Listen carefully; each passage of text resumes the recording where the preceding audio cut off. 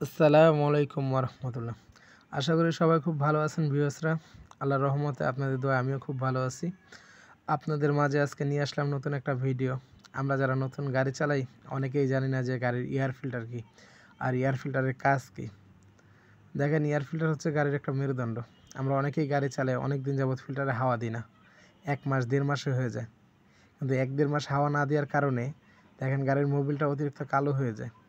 আমার যেখানে গ্যাস লাগার কথা ছিল 200 টাকা, ওইখানে 300 টাকাও লেগে যায়। গাড়ির পিকআপটাও ঠিকমতো ওঠে না, আর উঠলেও তেমনই হয় না, ভুরভুর করে। তো এটা আসলে এয়ার ফিল্টারের একটা দোষ। গাড়িতে যখন অতিরিক্ত পরিমাণ এয়ার ফিল্টার ময়লা হয় তখন এই সমস্যাগুলো দেখা যায়। এই কারণে প্রত্যেক সপ্তাহে সপ্তাহে ইনশাল্লাহ চেষ্টা করি গাড়ির ইঞ্জিনটা হাওয়া দেওয়ার আর গাড়ির এয়ার ফিল্টারটা ঠিকমতো পরিষ্কার করে নেওয়ার। তাতে গাড়িও ভালো চলবে, গ্যাসও কম খাবে, মোবিলটাও কালা কম হবে। দেখেন আজকে আমার গাড়িটা ইঞ্জিনে হাওয়া দিতেছে। আমি প্রত্যেক মাসে ইঞ্জিনে হাওয়া দিই, 10-20 টাকা লাগে। ইঞ্জিনে হাওয়া দিলে হয় কি, হেড সিলিন্ডারে যে পরিমাণ ময়লা থাকে হাত দিয়ে পরিষ্কার করা যায় না। এটা অনেক সুন্দর হাওয়া দিলে ক্লিয়ার হয়ে যায়, গাড়িটাও কম হিট হয়। এখানে সবাই চেষ্টা করি এই কাজগুলো করার।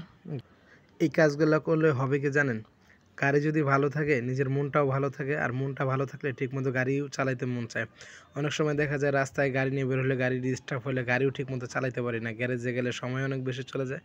এখানে সবাই চেষ্টা করি নিজের থেকে 1 সপ্তাহ হইলেই ফিল্টারগুলো, এয়ার ফিল্টারগুলো চেক করা, প্রত্যেক মাসে মাসে গাড়ির মোবিলটা চেঞ্জ করা।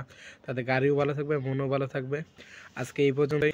আপনারা যারা আমার চ্যানেলে নতুন আছেন আশা করি সাবস্ক্রাইব করে পাশে থাকবেন, আর নতুন নতুন ভিডিও পাওয়ার জন্য বেল আইকনটা বাজিয়ে রাখবেন।